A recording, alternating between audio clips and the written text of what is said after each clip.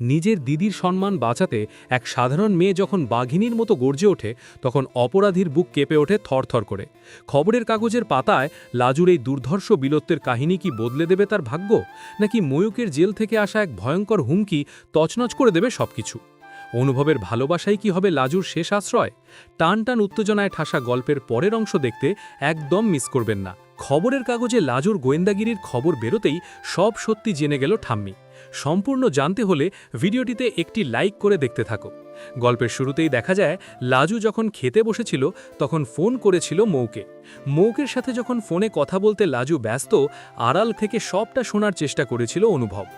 অনুভব বুঝতে পারে কোনো একটা গণ্ডগোল ঘটাচ্ছে এই লাজু। হয়তো লাজু প্রেম করছে, এমনটাই আন্দাজ করছিল অনুভব। ঠিক সেই মুহূর্তেই লাজু বলে, এই শোনো, তোমাকে তোমার টাকাটা দিয়ে দেওয়া হবে, কিন্তু তুমি আর বনলতা দিদির পেছনে একদম লাগতে আসবে না, তাহলে কিন্তু খুব খারাপ হয়ে যাবে। বনলতা দিদি তোমাকে টাকাটা পাঠিয়ে দিয়েছে, আমি তোমাকে টাকাটা দিয়ে দেবো কালকে, মনে থাকবে তো? তখন সেই মুখ বলে, আরে শোন, তুই তাড়াতাড়ি করে টাকাটা নিয়ে চলে আয়, আমি আর বেশি কথা তোর সাথে বলতে চাইছি না, যতটা তাড়াতাড়ি সম্ভব চলে আয়। এর মধ্যেই ঠাম্মির ওষুধ দিতে গেছে অনু। অনু তখন বলে, কি হয়েছে ঠাম্মি, তোমাকে দেখে মনে হচ্ছে তুমি কোনো কিছু একটা নিয়ে খুব আপসেট হয়ে আছো। ঠাম্মি তখন বলে, আসলে লাজু আমার অভ্যাসটা খারাপ করে দিয়েছে, সব সময় আমার হাতের কাছে জিনিসগুলো এনে দিয়ে একদম আমাকে কুড়ে বানিয়ে দিয়েছে, কিন্তু আজকে ভালো লাগছে না, একদম মনটা খুব খারাপ।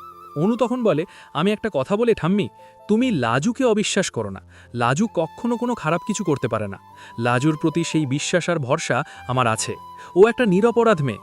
জানি না লাজু কাকে বাঁচাতে এই কাজটা করেছে, তবে ও একজন নিরপরাধ মানুষ, ও কখনোই চুরি করতে পারে না। ঠাম্মি, ও গরিব হতে পারে, কিন্তু ও চোর নয়, আর সেটা আমি খুব ভালো মতন জানি। তুমি মনে করো যে লাজু চুরিটা করতে পারে, বলো না লাজু চুরি করতে পারে? আমার কিন্তু কখনো এটা মনে হয় না। ঠাম্মি ভাবে, লাজু যখন চুরি করেনি, তাহলে এই বাড়ির মানুষের মধ্যে কেউ তো একজন চুরিটা করেছে, কিন্তু সেটা কে লাজু জানা সত্ত্বেও বলেনি।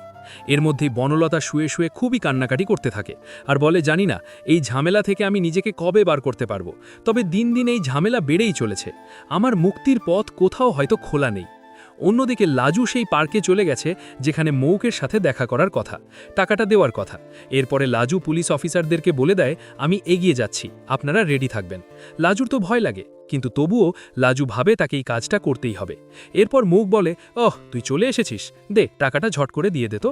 লাজু তখন বলে, টাকা তো আমি দেবই, কিন্তু তার আগে তুমি আমাকে একটা কথা বলো, তুমি যে এরপরে আর কোনো ঝামেলা করবে না তার কি কোনো গ্যারান্টি আছে? তুমি যদি এর পরেও আবার কোনো বাড়াবাড়ি করো, আবার যদি তোমার টাকার লোভ হয়, তখন যদি তুমি বনলতা দিদির কাছ থেকে টাকা চাও, তখন কি হবে? এরপর মুখ বলে, এই শোন, তোর সাথে দাঁড়িয়ে দাঁড়িয়ে এতগুলো কথা বলার সময় না আমার হাতে নেই, তাই এগুলি একদম করবি না, যেটা বলছি সেটা কর, দে টাকার ব্যাগটা আমার হাতে তুলে দে। কিন্তু লাজু কোনোভাবেই টাকার ব্যাগ তুলে দিতে চায় না, আর বলে, আগে যেটা বললাম সেটা করো, লিখে দাও আমাকে যে তুমি আর কখনোই বনলতা দিদির পেছনে লাগবে না, আর কখনো টাকা চাইবে না, আর যেই ছবিগুলো তুমি ছেড়েছো সেগুলো সবটাই এআই দিয়ে বানানো, এই সব কিছু তোমাকে লিখে দিতে হবে, তবেই আমি তোমাকে টাকার ব্যাগটা দেব। এরপর অফিসাররা সমস্তটা ভিডিও করতে থাকে, অডিও রেকর্ড করতে থাকে। মৌকে সবাই মিলে হাতে নাতে ধরবে, যে উচিত শাস্তি মৌকে দেওয়ার কথা সেটাই দেবে। এর মধ্যেই মুখ বারবার করে বলে, এই শোন, তোর সাথে আমার অত লেনাদেনা নেই, তোর সাথে আমি এত দাঁড়িয়ে দাঁড়িয়ে কথা বলছি কেন? তবে হ্যাঁ, এটা কিন্তু ঠিক, বনলতার থেকে তোকে অনেক বেশি দেখতে সুন্দর, তোর প্রতি আমার বেশ একটা আকর্ষণ আসছে, সেটা কি তুই জানিস? তখনই লাজু বলে, এসব আফাউ কথা বলা বন্ধ করবে, আমি তোমাকে কখনো টাকা দিতে পারবো না, তাই তুমি আমার মতন মেয়ের সাথে প্রেমও করবে না, সেটা আমি খুব ভালো মতন জানি।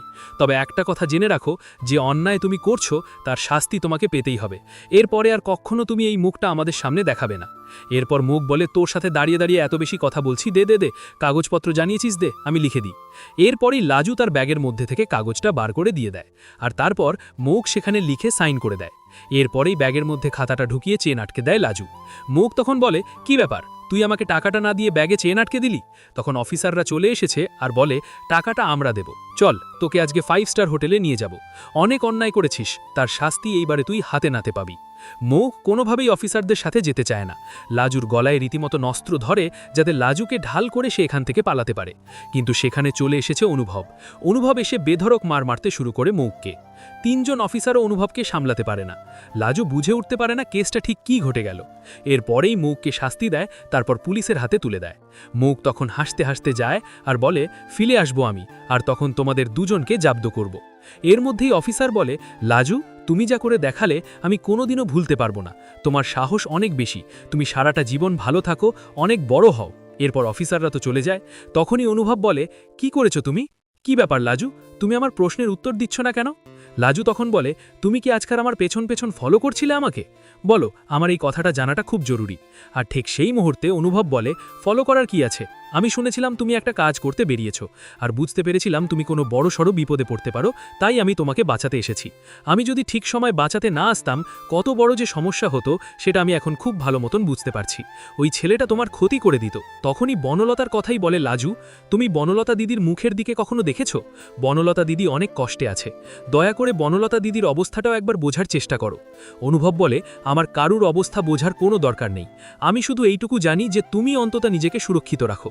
অলরেডি তো বাড়িতে সবার সামনে তুমি নিজের অপরাধ স্বীকার করেছো, এরকম একটা ভাব নিয়ে ঘুরছো, অথচ তুমি কোনো অপরাধ করোইনি। বারবার করে বলছি লাজু, আমি কিন্তু আর এই সমস্ত জিনিসগুলো সহ্য করতে পারছি না। আমারই চোখের সামনে তোমাকে সবাই মিলে অপমান করবে, আর এটা আমি কোনোভাবে মেনে নেব না। লাজু বলে, আমি এখান থেকে চলে যাব অনেক দূরে, সেটা আমি খুব ভালো মতন জানি। কয়েকদিনের মধ্যেই আমাকে একটা থাকার জায়গার ব্যবস্থা করতে হবে। এইসব নিয়ে আমি আর ভাবছি না। তবে ওই ছেলেটা বনলতা দেবীর অনেক বড় ক্ষতি করতে চেয়েছিল। আমি ওকে উচিত শাস্তি দিয়েছি, এটাই আমার কাছে অনেক বড় ব্যাপার। ঠিক সেই মুহূর্তে অনুভব বলে, কিন্তু তুমি যেটা চাইছো সেটা কি হবে? বনলতা কখনোই শুধরাবে না। ও আবারও নিজেকে বাঁচানোর জন্য অন্যকে বিপদে ফেলতে দুবারও ভাববে না। কিন্তু লাজু বলে যে সে সব সময় বনলতা দিদির পাশে থাকবে, বিপদে বনলতা দিদিকে সাহায্য করবে। লাজু এত বড় একটা গোয়েন্দাগিরি করেছে, আর সেটাই খবরের কাগজে বড় বড় করে ছেপে দিয়েছে খবরের কাগজের লোকেরা। আর সেটাই বাড়ি বাড়িতে চলে গেছে, আর চ্যাটার্জি বাড়িতেও গেছে। অনু খবরের কাগজটা পেয়ে লাজুর ছবি দেখে পুরো খবরটা পড়ে জানতে পেরে যায়, সবাইকে সবটা পড়ে শোনায়। আর তখনই সবাই মিলে, বিশেষ করে শর্মিলা আর স্ত্রী, চেপে ধরেছে লাজুকে সত্যিটা বলার জন্য। কাকে কাকে টাকা দেওয়ার জন্য চুরিটা করেছিল কে। আর তখন বুঝতে পেরে যায় যে বনলতাই এই চুরিটা করেছে। আর ঠাম্মিও নিজের ভুল বুঝতে পারে। খবরের কাগজের সেই পাতায় লাজুর বীরত্বের খবর দাবানলের মতো চ্যাটার্জি বাড়ির অন্দরে ছড়িয়ে পড়তেই থমথমে পরিবেশ তৈরি হয়। দীর্ঘদিনের জমানো মিথ্যে আর অপমানের পাহাড় মুহূর্তের মধ্যে ধসে পড়তে শুরু করে যখন ঠাম্মি চশমাটা ভালো করে মুছে লাজুর নির্ভীক ছবিটার দিকে তাকিয়ে ফুপিয়ে কেঁদে ওঠেন। অনুভব পাশে দাঁড়িয়ে শান্ত গলায় বলতে থাকে, আমি তো আগেই বলেছিলাম ঠাম্মি, যে মেয়ে নিজের জীবন বাজি রেখে অন্যের সম্মান বাঁচাতে পারে সে কোনোদিন চোর হতে পারে না। শর্মিলা দেবী আর সিনিত্থ অপরাধ বোধে কুঁকড়ে গিয়ে মাথা নিচু করে দাঁড়িয়ে থাকেন, কারণ তাদের করা বিষাক্ত মন্তব্যগুলো তখন তীরের মতো তাদেরই বিঁধছিল। ঠিক সেই সময় বনলতা ঘর থেকে বেরিয়ে আসার চেষ্টা করলে অনুভব তার পথ আগলে দাঁড়ায় আর গম্ভীর স্বরে বলে, আর পালানোর পথ নেই দিদিভাই। খবরের কাগজ শুধু লাজুর জয়গান গায়নি, তোমার অন্ধকারের কাহিনীটাও পরোক্ষভাবে সবার সামনে এনে দিয়েছে। পরিস্থিতির চাপে পড়ে বনলতা শেষমেশ কান্নায় ভেঙে পড়ে স্বীকার করে নেয় যে নিজের বিলাসিতা আর মৌকের ব্ল্যাকমেলিং সামলাতে সেই আলমারি থেকে গয়না সরিয়েছিল। লাজু শুধু তাকে দিদির মতো ভালোবেসে আগলে রেখেছিল। বাড়ির সবার চোখে লাজু তখন এক সামান্য আশ্রিতা থেকে অসামান্য এক মানবী হয়ে ওঠে। ঠাম্মি লাজুর হাত ধরে নিজের ভুল স্বীকার করে তাকে বাড়ির লক্ষ্মী বলে ঘোষণা করেন। তবে সুখের এই মুহূর্তটা বেশিক্ষণ স্থায়ী হয় না, কারণ জেলখানায় বন্দি মৌকের চোখে তখন প্রতিশোধের আগুন জ্বলছে। সে পুলিশের গাড়িতে ওঠার সময় যে হুমকি দিয়েছিল তা বাস্তবে রূপ দিতে তার সাঙ্গপাঙ্গদের নির্দেশ পাঠায়। এক অন্ধকার রাতে যখন চ্যাটার্জি বাড়িতে খুশির মেজাজ ফিরছিল, তখনই অনুভবের ফোনে একটা অচেনা নম্বর থেকে ভিডিও কল আসে, যেখানে দেখা যায় একদল দুষ্কৃতী লাজুকে তুলে নিয়ে যাওয়ার ছক কষছে। অনুভব বুঝতে পারে মৌক জেল থেকে বসেই তার জাল বিছিয়েছে। লাজু অবশ্য ভয় পাওয়ার পাত্রী নয়। সে অনুভবের হাত শক্ত করে ধরে বলে, যে বাঘিনী একবার গর্জে উঠেছে তাকে খাঁচায় বন্দি করা সহজ নয়। অনুভব লাজুকে নিজের আড়ালে রেখে প্রতিজ্ঞা করে যে এই লড়াইয়ে সে একা নয়, তাদের দুজনের ভালোবাসাই হবে সব অন্যায়ের বিরুদ্ধে ঢাল।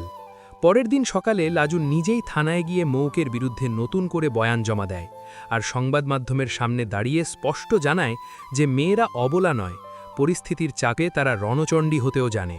চ্যাটার্জি বাড়ির ছোট বউ হিসাবে নয়, বরং একজন স্বাধীনচেতা লড়াকু মেয়ে হিসাবে লাজুর নতুন পরিচয় গড়ে ওঠে। অনুভবের ভালোবাসা আর লাজুর অদম্য সাহসের মিশেলে গল্পের মোড় এক নতুন দিগন্তে মোড় নেয়, যেখানে অপরাধীর আস্ফালন হার মানে এক সাধারণ মেয়ের অসাধারণ জেদের কাছে। এভাবেই লাজু হয়ে ওঠে সমাজের সেই সব মেয়েদের অনুপ্রেরণা যারা অন্যায়ের বিরুদ্ধে মুখ খুলতে ভয় পায়। শেষ পর্যন্ত মৌকের সমস্ত চক্রান্ত ধূলিসাৎ করে দিয়ে লাজু আর অনুভব এক নতুন জীবনের পথে পা বাড়ায়, যেখানে শুধুই থাকবে পারস্পরিক সম্মান আর এক বুক ভালোবাসা, যা কোনো হুমকির কাছে মাথা নত করবে না। প্রতিটা আপডেট সবার আগে পেতে এখনই আমাদের চ্যানেলটি সাবস্ক্রাইব করে পাশে থাকা বেল আইকনটি বাজিয়ে দিন। আপনাদের একটি লাইক আর সাবস্ক্রিপশন আমাদের নতুন নতুন ভিডিও বানাতে অনেক উৎসাহ দেয়। সাথে থাকুন, দেখতে থাকুন।